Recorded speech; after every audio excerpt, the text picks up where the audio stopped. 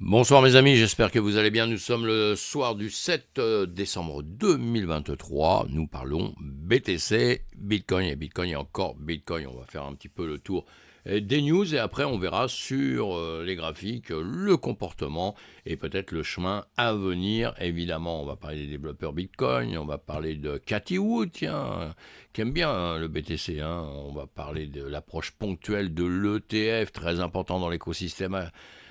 Évidemment actuellement, puisque certains ne pensent qu'à ça, et puis je pense qu'il y en a d'autres, ça leur plaît pas trop les ETF, comme moi, je suis pas un passionné, j'aime les ETF, le marché traditionnel, tout ça, mais le Bitcoin, c'était pas son boulot à la base, c'était pas son boulot de, bon, enfin, l'important, c'est quoi? C'est que ça grimpe, c'est que c'est reconnu par tout le monde et que ça avance, quoi. Un petit peu, c'est ça l'important. Il y a l'inventeur des bandes de Bollinger qui a évalué Bitcoin. Et on va parler des jetons BRC20 et aussi j'ai peut-être pas marqué dans le titre, mais de Sotheby's aussi, de vente de NFT, puisque maintenant on sait que le Bitcoin est lié aussi aux NFT, ou les NFT sont liés à Bitcoin. Vous prenez ça comme vous le désirez, mes amis. En tout cas, la première des choses, c'est de voir quoi? Le prix du BTC, 43 362. On peut faire pire, hein. On a fait mieux, beaucoup mieux, et on peut faire pire, ça c'est clair et net, donc on est prudent dans notre écosystème, mais on va faire mieux dans le futur, évidemment, même si on a des retracements, tout ça, parce que c'est le monde de la finance qui est comme ça. Il y a bitcoin.fr, site très intéressant, et surtout, j'insiste toujours, quand je montre ce site, il nous donne toute une liste des événements, et allez voir les événements, très importants pour moi, puisque vous rencontrez la communauté, et un petit clin d'œil à plein d'amis que je rencontre, justement, pendant ces meet-up, et qui sont des gens extraordinaires, des gens normaux, malgré plein d'annonces qu'on a eues à longueur de temps, comme quoi, attention, attention, nous sommes des psychopathes, ou etc., etc. Enfin, sur ce site-là, vous trouvez aussi d'autres annonces. J'ai aucun intérêt, je ne suis pas en train de vous vendre quelque chose, mes amis, je vous parle simplement de ce que j'aime, de la crypto, du trading, du marché traditionnel aussi, et je suis devenu tout doucement, j'ai adopté le Bitcoin tout doucement. Pourquoi? Parce que c'est un phénomène, c'est quelque chose d'assez extraordinaire, donc j'espère que vous aussi, avec le temps, vous allez adopter le Bitcoin à partir du moment où vous allez comprendre à quoi ça sert vraiment. Et je suis pas en train de parler d'argent, le fait qu'il monte, etc., ou qu'il rebaisse, je parle pas de ça, je parle de la blockchain Bitcoin, je parle de l'utilité de cette crypto, de ce monsieur crypto, voilà, qui est le Bitcoin dans notre écosystème, et j'espère que je vous mettrai sur les chemins de la compréhension là-dessus. En tout cas, bitcoin.fr, lui, il le fait très bien, justement, et là, dans une annonce, on apprend que les développeurs de Bitcoin Core viennent d'annoncer la sortie de version 26.02 du logiciel Bitcoin Core, l'implantation de référence du protocole Bitcoin. Cette dernière version permet aux nœuds de communiquer entre eux de pair à pair via des connexions cryptées, c'est ce qu'on appelle le transport P2P, pair-to-pair, voilà, version 2 qui découle directement de la proportion d'amélioration numéro 234. Bon, ça devient très technique pour les gens qui sont là et qui ne sont pas encore des pros de tout ça, c'est un peu barbant, mais vous allez voir, vous allez vous y faire tout doucement, vous allez apprendre tout ça tout doucement, comme j'ai fait, comme d'autres ont fait, et voilà, d'abord connu sous le nom de PIP 151, et le PIP 324 permet à un nœud de chiffrer sa communication et donc de se protéger contre une série d'attaques telles que les attaques MITM, à la limite Man in the Middle, et les attaques d'Eclipse. Voilà, les nœuds Bitcoin sans cryptage sont aujourd'hui vulnérables à l'espionnage des fournisseurs d'accès. Donc voilà, allez, on lit tout ça si on est un passionné, on s'informe si on est très impliqué. Il y a tout un monde de développeurs, tout ça, mais vous pouvez être dans la crypto-monnaie, c'est très important de le dire. Vous pouvez être dans la crypto-monnaie sans être informaticien, sans être un fervent des techniques, vous voyez ce que je veux dire, à passer votre vie à développer, à coder des choses, etc. Pas du tout. Vous pouvez justement acheter du Bitcoin, qui est une monnaie à la base, qui sera une monnaie et qui est dans certains pays même reconnue comme une monnaie pour échanger, acheter, etc.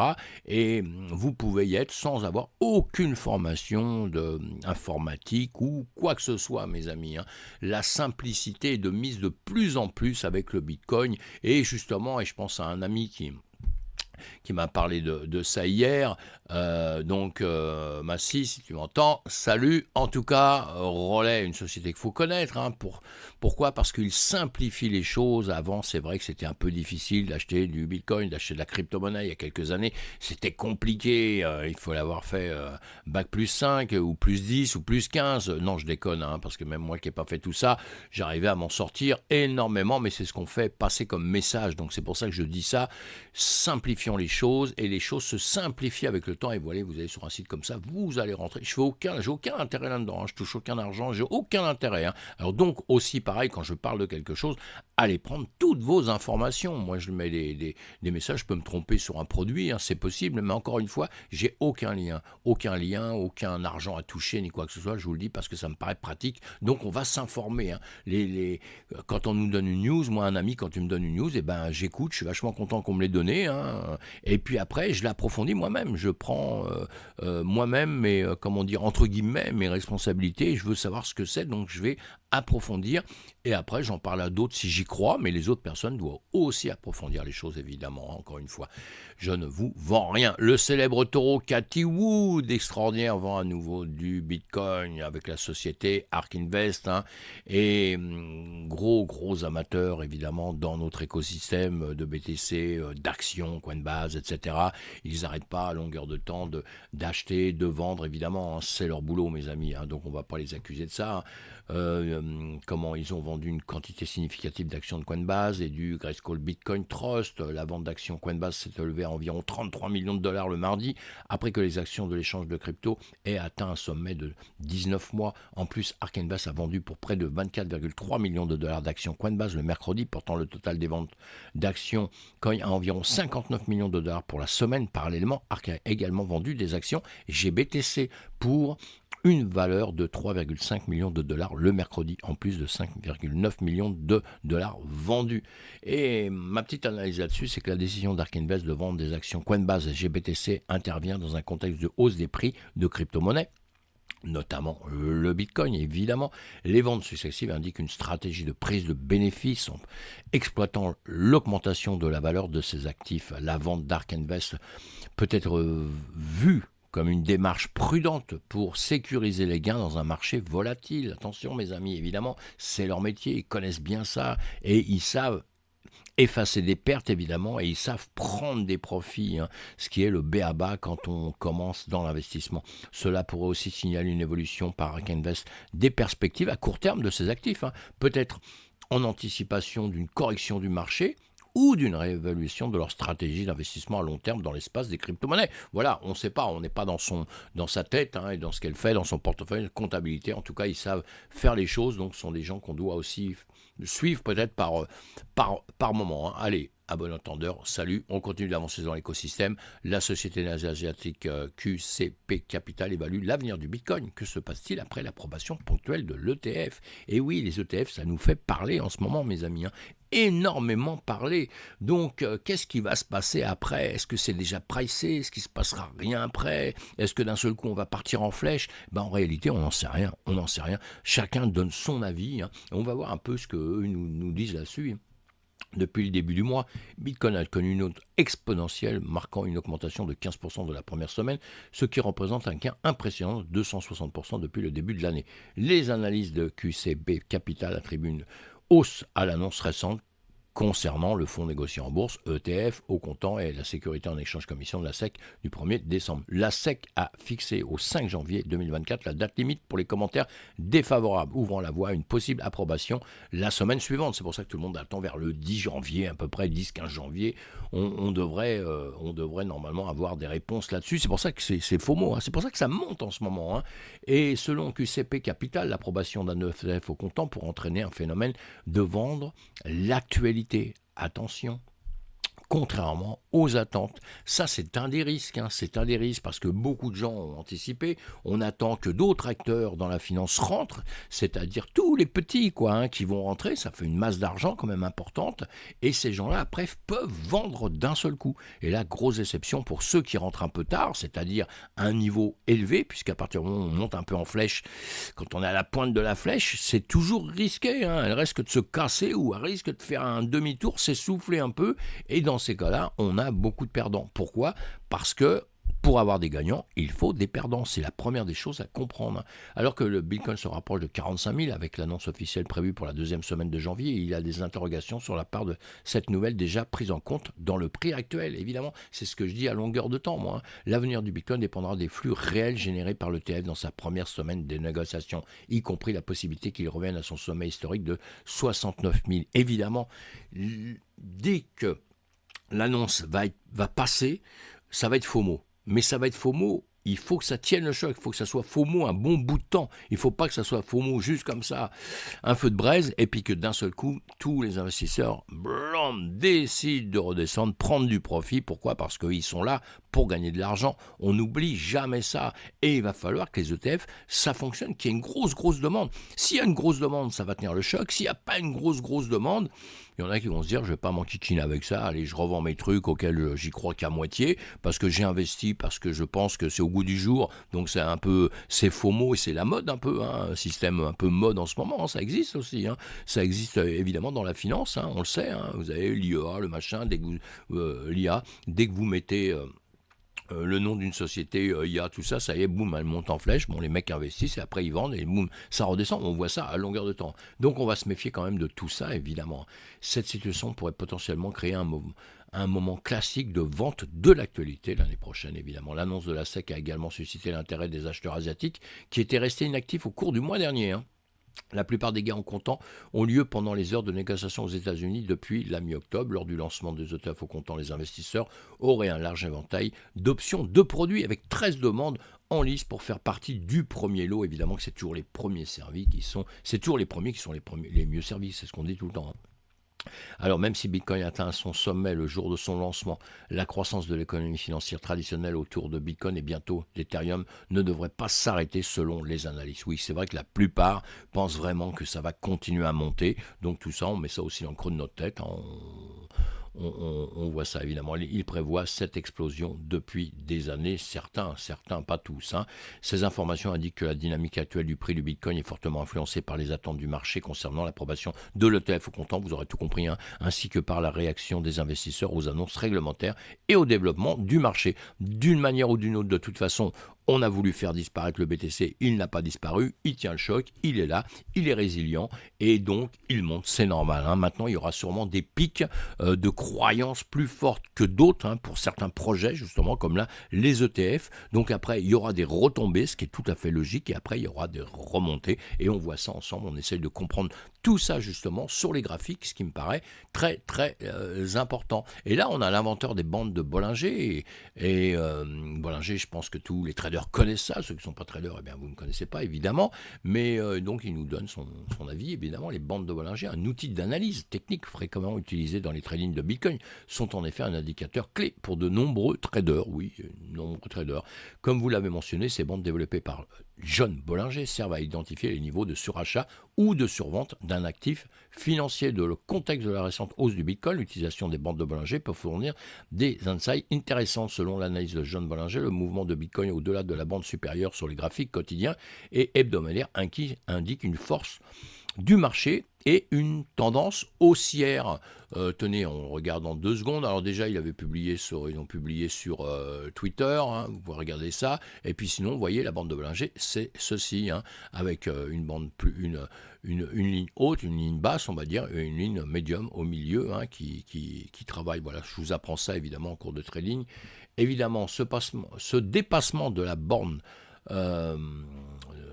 borne supérieure est souvent interprété comme un signe de la tendance actuelle, dans ce cas haussière, va probablement se poursuivre. Bon, oui, c'est tout à fait possible, attention. Vous voyez, dans le passé, si vous regardez ceci sur la bande de Bollinger, ici on était en hausse, c'était une époque extraordinaire, puisque d'un seul coup on a cassé ces niveaux ici de 12 300 à peu près, et puis là, bon, on s'est éclaté, hein, dès qu'on a dépassé 12 000, 14 000, après les 20 000, après, bon, on a continué à monter, donc effectivement, on était autour du haut de la bande de Bollinger, hein, et après, bon, on a refait un plongeon, attention, parce qu'à un moment donné, ça s'arrête, hein, on le voit un petit peu partout, ici, vous voyez, on est dans un endroit où on a touché la médium, puisqu'on est remonté, hein, et puis à un moment donné, ici, vous voyez, on est en train de travailler dessus, on travaille dessus, mais là, on ne la redépasse pas, et puis d'un seul coup, boum, on replonge. Hein. Attention, hein, le plongeon, on peut le refaire aussi maintenant. C'est pas parce que vous voyez ça simplement, hein, moi, je travaille avec les bandes de Bollinger depuis très très longtemps, et c'est pas parce qu'on voit ça que ça va pas redescendre. Non, non, ça n'a rien à voir, hein, puisque nous, ici, on travaille sur tout ce qu'il y avait avant ici, c'est-à-dire sur là, ce qu'on avait avant, sur ce qui vient de se passer, etc., avec la volatilité, voilà. Mais attention, ce qui va se passer après, on ne sait pas. S'il y a beaucoup de gens qui décident de vendre, eh ben ça redescend. S'il y a beaucoup de gens qui décident parce que l'ambiance est bonne, tout est bien, les gens gagnent de l'argent en rentrant dans les ETF, etc., ça continue, eh bien on va continuer à grimper. Et voilà, c'est tout. Donc, et si ça ne va pas, s'il y a un malaise quelconque, eh bien on va redescendre, hein, puisque ceci nous donne l'ambiance passée, nous donne pas du tout ce qui va se passer ici. Ça, il faut bien se le rentrer dans la tête, il faut bien comprendre ça, mes amis, hein, sinon vous allez partir en catastrophe. Hein. Donc voilà, bon, c'est tout pour la bande de Bollinger. En tout cas, qu'est-ce qu'il... Oui, lui, il pense que bon, ça y est, c'est parti, mon kiki, on redescendra plus jamais. Allez, pourquoi pas, les croyances, c'est toujours bien, mes amis. Et chacun sa croyance, respectons ça. Les jetons de style BRC20 se propagent à des chaînes au-delà du Bitcoin, mais pourquoi? Et oui, un jeton BRC20 a franchi temporairement une capitalisation boursière de 1 milliard de dollars, devenant le premier de son genre à atteindre cette valeur. D'autres jetons BRC20 suivent avec l'ambition d'être le prochain meme coin ou le coin du jour. Ces jetons, initialement créés sur Bitcoin par une solution de contournement, se sont étendus à d'autres chaînes prenant en charge les jetons natifs. Satoshi Nakamoto, s'il est mort, hein, il doit se retourner dans sa tombe, hein, ou l'équipe doit se retourner dans leur tombe, à mon avis. Hein. Sur Bitcoin, un Satoshi, la plus petite unité de Bitcoin, peut être associée à des données telles que des images pour des NFT ou des jetons. Des blockchains comme Celo, Avalanche, Phantom, Polygon, POS ont connu des missions d'inscription indiquant une forte activité et intérêt. Les inscriptions peuvent aussi entraîner des difficultés pour les opérateurs de nœuds et des validateurs en raison de l'augmentation des exigences en matière de données. Évidemment, hein. Mon analyse là-dessus, c'est que l'essor des jetons de BRC20 marque une étape importante dans l'évolution des crypto-monnaies, démontrant la flexibilité et l'adaptabilité du Bitcoin et d'autres blockchains. La capacité de Bitcoin à accueillir ces nouvelles formes de jetons, malgré ses limitations initiales, souligne l'innovation continue dans l'espace de la blockchain. Cependant, cette expansion rapide pose également des défis, notamment en termes de gestion de la blockchain et de maintien de la performance du réseau. Les développeurs et les partisans au réseau doivent donc équilibrer l'innovation avec la viabilité à long terme et la santé du réseau, mes amis. Attention à tout ça. Moi, je ne suis pas assez pro pour m'occuper de ça, du réseau. J'aurais aimé, si j'étais plus jeune, je repartirais dans des études rien que pour ça, rien que pour travailler sur une blockchain, mes amis. Rien que pour ça, voilà, parce que je trouve que ça le fun. Hein. En tout cas, attention. Attention à tout ça et soyons prudents, hein, sur tout ce genre de choses. Pourquoi il est peu probable que les mineurs de Bitcoin mènent une bataille morale pour les ordinaux? Et oui, les ordinaux, je vous ai dit, hein, c'est, vous voyez, tout le travail qui se passe sur la blockchain Bitcoin. Eh bien, Luc, alors je vais mal prononcer les noms comme d'habitude, m'en voulez pas mes amis, hein, même le mien je le prononce mal. Alors Luc Dashre, développeur Bitcoin et cofondateur du pool minier Océan, a critiqué les inscriptions comme ordinales et les jetons BRC20 sur Bitcoin, les considérant comme une exploitation abusive de la blockchain. Moi, je serais un peu d'accord. Hein. Je suis un peu d'accord, mes amis. Body. Pourquoi je dis un peu d'accord? Est-ce qu'on peut être un peu d'accord ou d'accord? Et voilà, tout simplement. Il faut se mouiller un peu dans la vie. Eh bien, moi, je suis d'accord. Je suis d'accord. Voilà. Et voilà, les considère comme une exploitation abusive de la blockchain. Entièrement d'accord. Donc maintenant, vous voyez, de un peu d'accord, je suis passé entièrement d'accord. Hein. Bob Bodila, PDG de Bionic, conteste cette vue, arguant que les mineurs de Bitcoin sont peu susceptibles de rejeter des transactions à frais élevés car cela réduirait leurs revenus. Les ordinaux ont généré une demande d'importance pour l'espace du bloc Bitcoin avec plus de 100 millions de dollars de frais de réseau. Dash a intégré une corrective dans Bitcoin Note pour filtrer ces transactions, mais cette implantation implémentation est moins utilisée que Bitcoin Core. Jameson Lopp, directeur technique de Casa, suggère que les mineurs priorisent, excusez-moi, je recommence, ça y est, c'est reparti. Jameson Lopp, directeur technique de Casa, suggère que les mineurs priorisent la rentabilité et est peu probable qu'ils rejettent des transactions valides. Mon analyse de tout ça là-dessus, ce débat souligne un conflit idéologique au sein de la communauté Bitcoin concernant l'utilisation de la blockchain. D'un côté, Dash et d'autres voient les inscriptions comme une utilisation abusive qui va à l'encontre des objectifs initiaux de Bitcoin, donc moi. Et d'autres, de l'autre côté, Bobby Lee et Lopp soutiennent que la blockchain doit s'adapter aux besoins changeants du marché, y compris les transactions à frais élevés comme les ordinaux. Cette divergence d'opinion reflète une tension plus large entre la vision traditionnelle de Bitcoin comme une monnaie numérique et son évolution en tant que plateforme pour des applications plus diversifiées. Ouais, je pense que... pas d'accord pour la diversification, moi. La décision des mineurs dans cette affaire pourrait avoir des implications significatives pour l'avenir du Bitcoin en termes de fonctionnalité et d'adoption de nouvelles technologies sur la blockchain. Oui, à suivre, vraiment de près tout ça, mes amis, amateurs de Bitcoin, parce que si vous êtes là, vous êtes des amateurs de Bitcoin, évidemment, et donc à suivre, et dites-moi ce que vous en pensez. Vous avez le droit de tout dire, même si vous n'êtes pas d'accord avec moi, évidemment. Phoenix.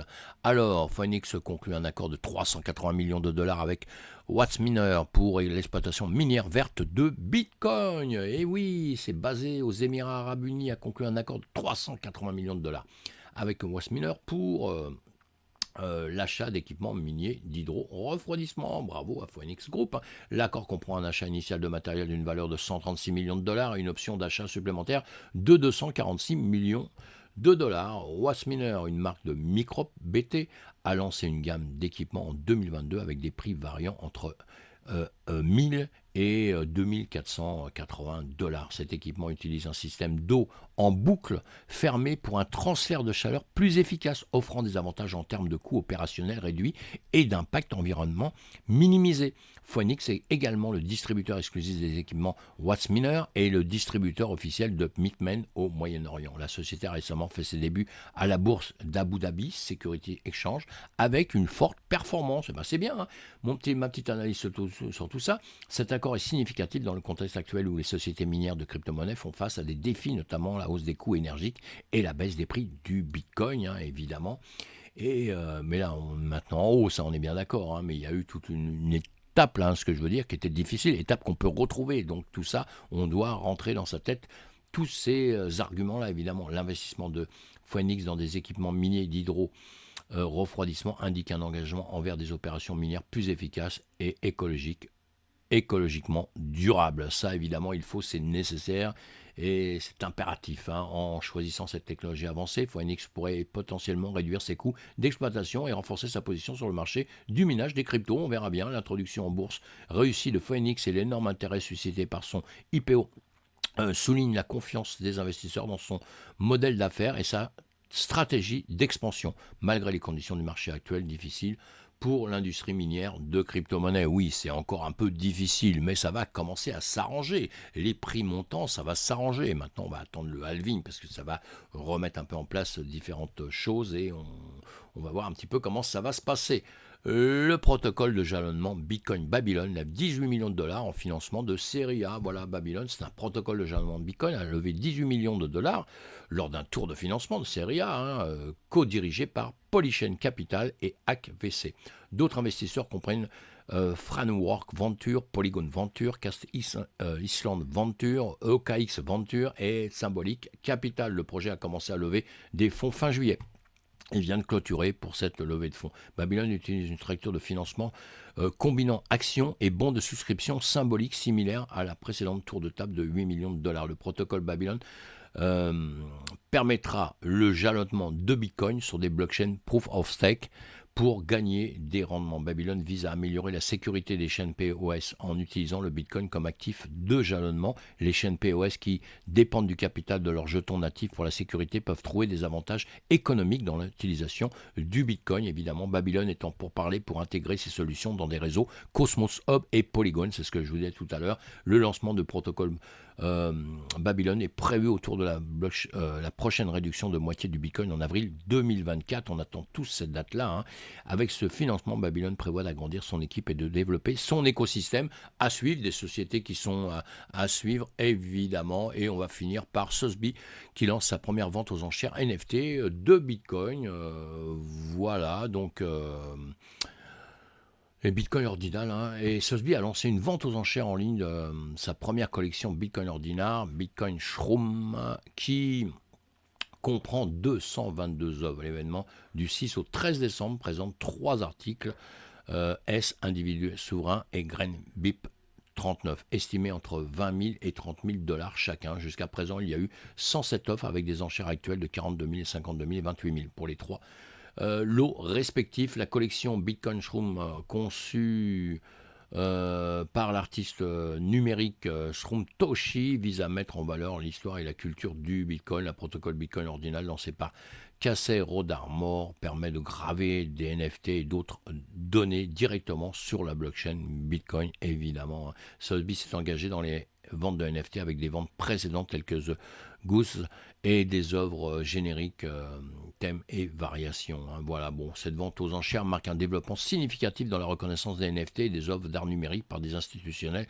traditionnels comme Sotheby, une très très grosse salle des ventes, évidemment. Moi je connais très très bien ça, hein, puisque bon, je suis expert en art asiatique et évidemment qu'on est toujours en contact avec des sociétés comme ça.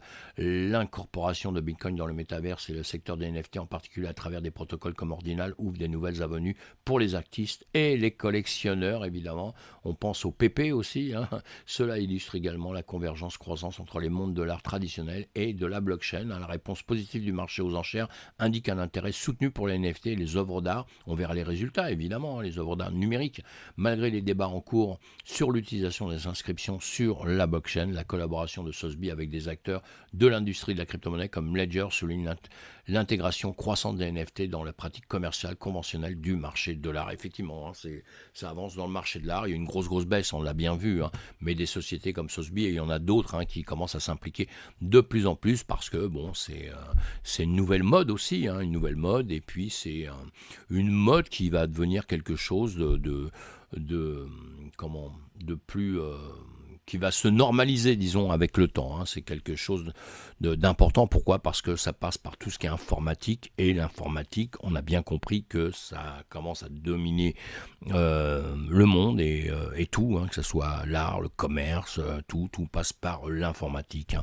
Et c'est pour ça aussi qu'on aura un grand succès avec les crypto-monnaies, évidemment, puisque on adopte tous l'informatique, tout doucement. Les gens vieillissent, disparaissent. Et les tout jeunes, évidemment, qu'eux, ils sont déjà à naître avec un téléphone dans la main. On va regarder un petit peu le BTC, ce qui se passe sur le BTC. Et vous voyez 43 312. Bon, on regarde les graphiques hein, rapidement. Hein, j'étais un petit peu long sur cette vidéo, mais il y a des news qu'il faut connaître. Vous voyez bien, on a fait un chemin extraordinaire et maintenant on est en train de remonter. On a dépassé les 42 000, une zone que je vous donnais avant. Si vous me suivez tout le temps, suivez les vidéos que je vous fais. Évidemment, hein, je vous fais des vidéos, donc regardez toujours la vidéo de la veille. C'est toujours intéressant de voir un petit peu ce qu'on disait la veille. Voilà, nous avons passé cette fameuse zone des 42 000, on est en train de travailler ici, là c'est en bougie de 4 heures, vous voyez, avec des bougies qui sont gagnantes, des bougies perdantes, gagnantes, perdantes, on est en train de faire un petit combat au-dessus de ce niveau actuellement, là, hein, en quelques heures, donc chaque bougie 4 heures, hein, 1, 2, 3, 4, 1, vous calculez, et voilà, on avait fait ce combat un petit peu en dessous, on a dépassé cette zone, et maintenant on est en train de la faire ici, donc voilà, je rebouche un petit peu ça en minutes pour voir un petit peu ce qui se passe, on ne sait jamais, hein, il peut y avoir un coup d'éclat en une fraction de seconde, c'est un peu comme ça dans nos marchés, hein, vous savez, hein, ça change tout d'une manière ou d'une autre, d'une vitesse incroyable, avec des petites bougies, des grandes bougies, et puis d'un seul coup, boum, ça explose à la hausse et à la baisse, hein, vous connaissez ça, hein. Donc on voit ça évidemment ensemble, on s'était arrêté à ce niveau-là, qu'est-ce que je vous avais dit ? On va faire cette vidéo relativement courte parce qu'en réalité, il ne s'est pas passé grand-chose. Je vous ai dit quand ça s'est arrêté à ce niveau-là, je vous ai dit le point important c'est celui-ci ou après en dessous, ce sera ça. On a toujours 3 niveaux, hein. Soit on va tout droit, soit on monte, soit on baisse. Et bien regardez, le cas est flagrant ici. Qu'est-ce qui s'est passé ? Eh bien on va tout droit. Voilà, c'est pour ça que je vous dis, un bon trader doit toujours prévoir trois manières de faire, quoi, hein. Si ça part à la hausse, on va trader à la hausse. Si ça part à la baisse, on va trader à la baisse. Et si ça va tout droit, eh bien, quelque part, on reste à dormir, on fait rien, on attend que ça se passe. Donc maintenant, je vais enlever ça, puisque c'est pas la peine de laisser des choses qui nous encombrent, hein, puisque vous voyez, c'est ce que je vous avais dit, c'est ce qui s'est passé, tout au moins pour la partie centrale, là, hein. Donc maintenant, on attend la même chose.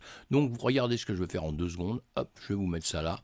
Et vous savez quoi? Eh bien, on va pas se dégonfler. On va remettre la même chose ici en bas, avec un niveau aussi, hein, celui qu'il y avait ici. Hein, évidemment que c'est aussi important, puisqu'on peut faire demi-tour à ces endroits-là. C'est ça qui nous importe. Vous voyez ce niveau ici, on a le nuage en dessous qui monte, on a le niveau, vous voyez, on vient sur ces niveaux-là ici. Et ce qui sera important, c'est ici. Et vous voyez que même le nuage, il vient récupérer le niveau que je vous avais marqué en orange en dessous. Et là, on vient, vous savez, c'est ces niveaux, même quand, vous voyez ces niveaux rouges au-dessus, tout ça, si vous suivez mes vidéos, je vous les ai mis avant. Hein, je ne les ai pas inventés là, je ne les ai pas pris avec ce qui se passe ici. Je les ai pris avant. Et même instinctivement, on finit par se mettre à peu près avec ce qui se passe, à quelque chose près. Et moi, quand vous regardez, je l'ai fait très vite devant vous. Donc, c'est pas en les étudiant pendant 4 heures, c'est juste une question d'habitude. Et c'est ce que je veux essayer de vous apprendre, justement. Cette habitude à voir les graphiques, à voir les niveaux où il peut aller, sans indicateur, sans rien. Vous pouvez faire tout ça simplement, tout simplement, hein, voilà, tout simplement, sans aller chercher des trucs très compliqués. Et après, on se met dessus, on va chercher justement avec des choses qui vont nous aider pour les volumes, pour tout ça, pour voir comment ça va travailler. Et évidemment, c'est pas si simple que ça, mais déjà de cette manière-là, comme je vous fais voir à longueur de temps, vous pouvez prendre des trades à la hausse et à la baisse. Si vous regardez mes vidéos dans le passé, je vous le dis, et quand ça sort d'un côté ou d'autre, vous pouvez trader pendant quelques temps, puisque ce sont des points sensibles où il va se passer quelque chose et où ça risque de partir sur quelques pourcentages importants. Voilà, je ne vais pas vous donner des endroits à n'importe quel, je ne veux pas vous donner des indications à n'importe quel endroit où il n'y aura rien, où il va se passer simplement 1,0003%, quoi. Vous pouvez rien faire, hein. Donc je vous donne que des points où il peut se passer quelque chose, où ça redescendra, où ça montera. Voilà, donc pas grand chose à dire, hein, sur un marché qui a été tout droit. On attend, il est en train de réfléchir, de prendre certaines décisions. Tout à l'heure, on a vu avec les bornes de Bollinger, je vais essayer de retrouver un petit peu où est-ce que c'était. Voilà, non, c'était pas là, voilà, c'était autre part, c'était ici, hein. Donc je vous expliquais tout à l'heure les bornes de Bollinger, que je vous explique évidemment en trading. J'aime quasiment plus l'Ishimoku que les bornes de Bollinger, mais bon, des choses avec lesquelles j'ai tradé pendant des années. Maintenant, je m'en sers plus vraiment beaucoup, mais c'est pas mal, ça nous donne la volatilité, ça nous donne beaucoup d'indications. Il y a une indication qui est très importante aussi à prendre, c'est les volumes ici, mes amis, hein. Voilà, vous voyez qu'il y a des endroits, on a des volumes très forts, et puis d'autres endroits, on se retrouve avec des volumes qui diminuent. Ça aussi, c'est toujours quand même assez significatif, hein. Bon, ici, on a un volume qui a regrossi un tout petit peu. Une chose aussi importante, je viens de le cacher là, mais je n'ai pas fait exprès, c'est les bandes de Bollinger, hein, évidemment. On a les bandes de Bollinger qui sont... le MACD, pardon, les bandes de Bollinger sont là. Les MACD, alors c'est le soir, faut pas me vouloir, hein. À cette heure-là, je devrais être couché et dormir, hein, comme les enfants, hein. Et donc, le MACD, hein, qui est très important aussi, on en parle aussi, je vous apprends tout ça évidemment. C'est en complément de la compréhension justement des bougies.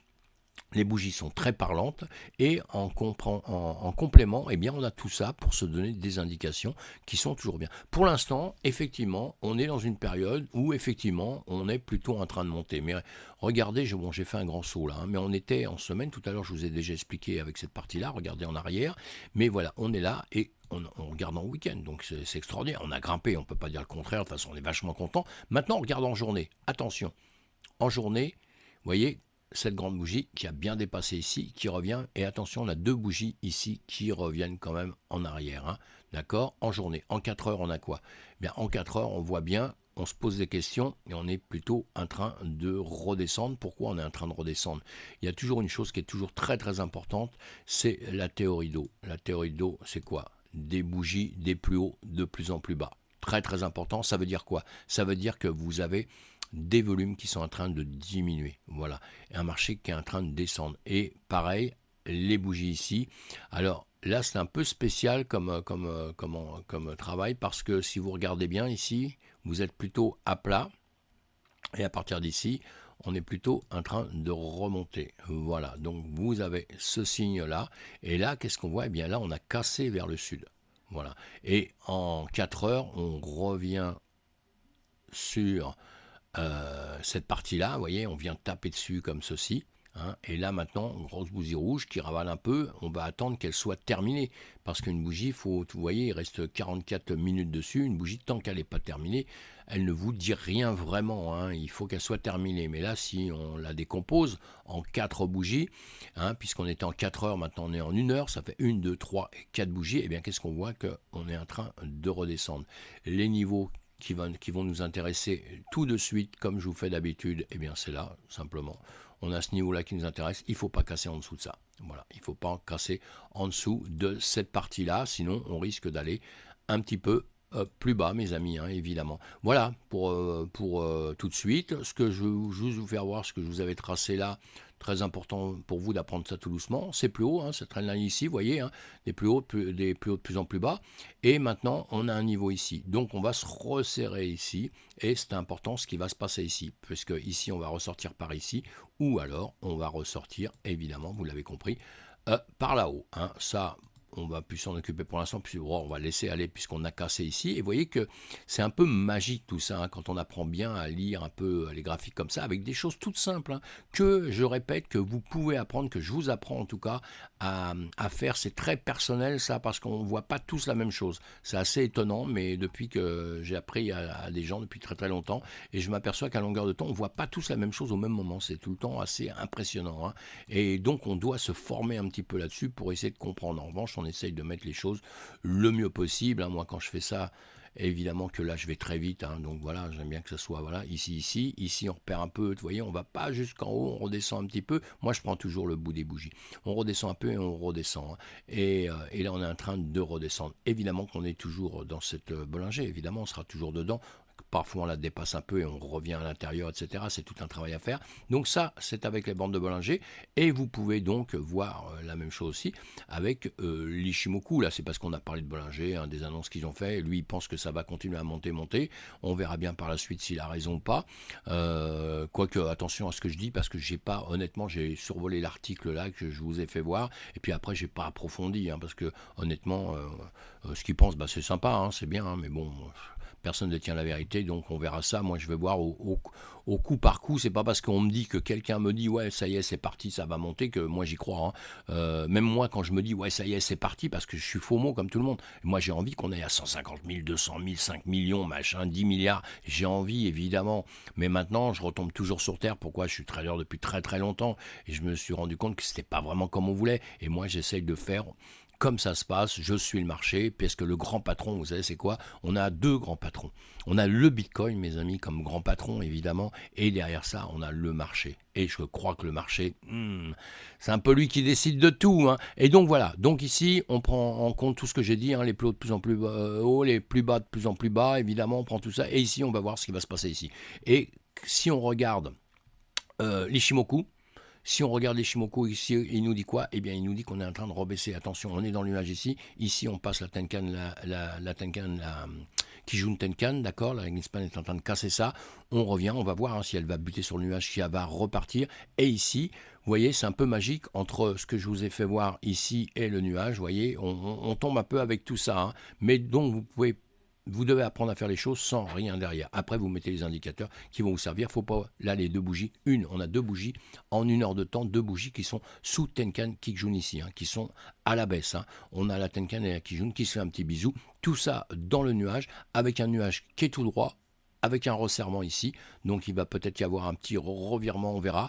Et voilà. Et on n'oublie pas non plus les volumes qui sont en train de descendre. Le MACD ici, qui est plutôt rouge ici, en train de redescendre, hein, vous le voyez comme moi évidemment, et donc maintenant on verra demain ce qui va se passer, mais dans les médias on était en train d'être toujours dans une zone, comme je vous l'ai dit tout à l'heure, plus haut, plus bas, en train d'avoir une, on va regarder, hein, on va se remettre en 2 secondes ici, voilà, dans cette période ici, ces deux bougies qui sont en réflexion. Voilà mes amis pour ce soir, je ne vais pas rester plus longtemps, on se retrouve demain sur une autre vidéo, soyez prudents, faites très attention à vous, et puis pensez à vous abonner à ma chaîne si ce n'est pas fait, eh bien il faut le faire, non je déconne un peu, faites ce que vous voulez, comme vous voulez, l'important c'est de participer mes amis, à bientôt, bye bye, ciao.